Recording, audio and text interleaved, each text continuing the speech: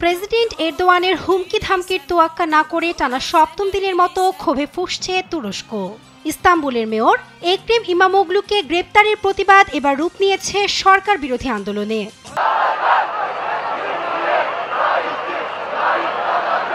মঙ্গলবারও বিক্ষুব্ধ জনতাকে ছত্রভঙ্গ করতে জলকামান ও টিয়ার গ্যাস ছোড়ে নিরাপত্তা বাহিনী। এতে দফায় দফায় সংঘর্ষে জড়ায় পুলিশ ও উপস্থিত জনতা। তবে এতেও পিছু হটেনি প্রতিবাদকারীরা। স্লোগান ও ব্যানার উঁচিয়ে ক্ষোভ প্রকাশ করে এরদোয়ান প্রশাসনের ওপর।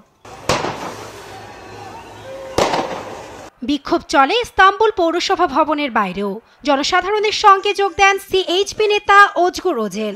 ব্যাপক ধরপাকড়ের ফলে কারাগারেও আর কোনো জায়গা অবশিষ্ট নেই বলে মন্তব্য করেন এই নেতা। এই বিক্ষোভ সকলের জন্য উন্মুক্ত। এই জায়গা তাদের জন্য উন্মুক্ত যারা প্রতারিত হয়েছেন, শোষিত হয়েছেন ও দুর্ঘটনাক্রমে এই জনতার অংশ হয়ে গেছেন। আমরা একসঙ্গে মন্দের বিরুদ্ধে লড়াই করব।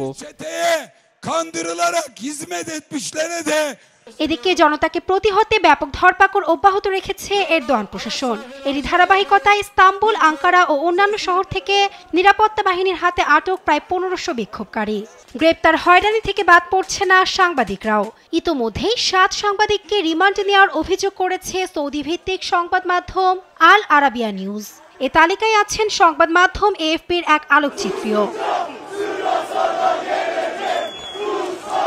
এদিকে তুরস্ক এক সংবেদনশীল সময়ের মধ্যে দিয়ে যাচ্ছে বলে মন্তব্য করেছেন প্রেসিডেন্ট রিসেপ তাইপ এরদোয়ান। সেই সঙ্গে কোনো উস্কানিতে নতি স্বীকার করা হবে না বলেও সতর্ক করেন এ নেতা।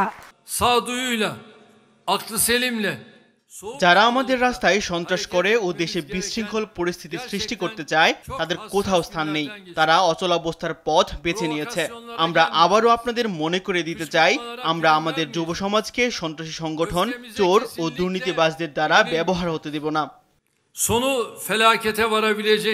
এদিকে দমন-পীড়নের ঘটনায় তীব্র নিন্দা জানিয়েছে জাতিসংঘ, রিপোর্টার্স উইদাউট বর্ডার সহ বেশ কিছু মানবাধিকার সংগঠনও। নাসরিন আক্তার, নিউজ ডেস্ক, দেশ টিভি।